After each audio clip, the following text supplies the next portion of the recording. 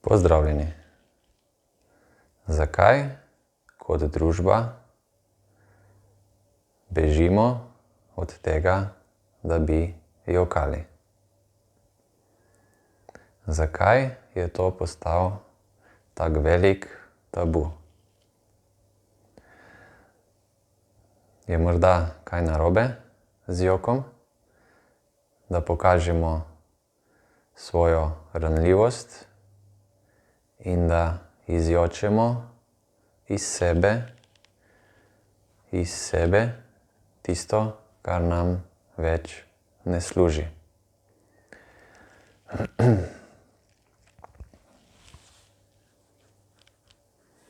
Če pogledamo otroke, ali pa še posebno dojenčke, takoj, ko pridejo na svet, zajočejo. In ob tem ni videti, da bi občutili kako sramoto ali pa nelagodje zaradi tega, ker so jokali.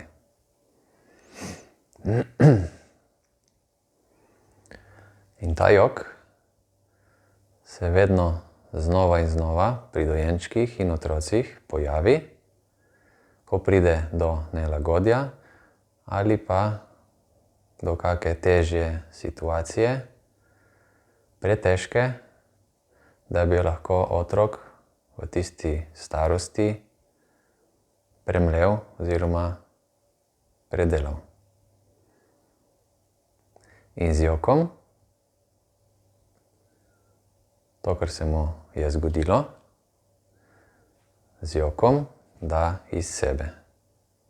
In nato je lahko spet lahkoten, kot je bil pred tem dogodkom.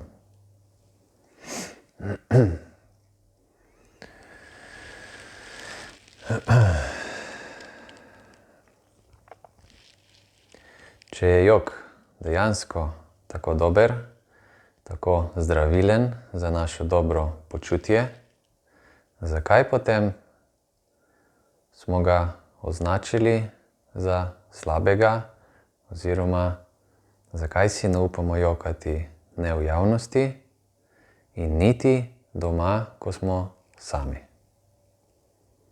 Če vemo, da je dejansko jok lahko zdravilen.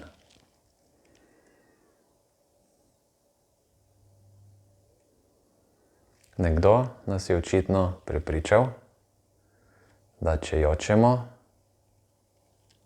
smo videti kot šibki. To je tak najbolj pogost odgovor, izgovor.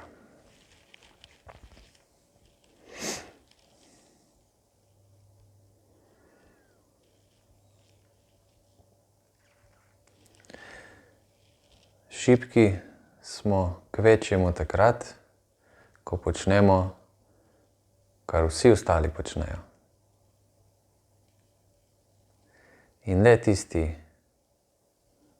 ki si upajo, torej močni ljudje, si upajo tudi početi stvari, ki jih velika večina si več ne upa.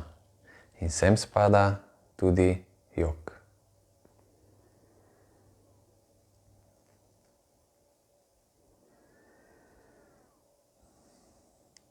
Močni ljudje jočejo, šibki si pa tega ne upajo.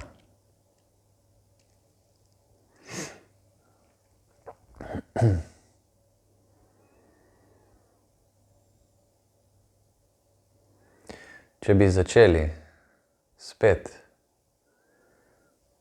jokati oziroma si dovoliti, da čustva, ki jih nosimo v sebi, pridejo na plano in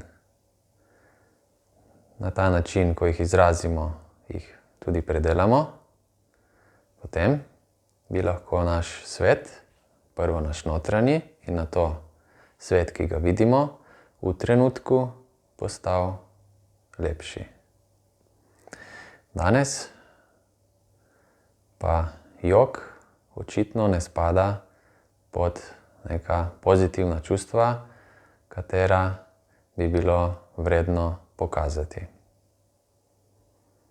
Veliko lažje pokažemo, da smo srečni, veseli, zadovoljni in tudi mnogokrat, ko to v resnici nismo, in bi bilo bolje, da damo tisto žalost, nelagodje ali pa kako težko situacijo ven iz sebe. Tako kot otroci znajo in že sami dojenčki, takoj ko pridejo na svet, so sposobni tega, česar mi v starosti ne upamo. Čudno, kaj ne? Zmoremo to. Tako da,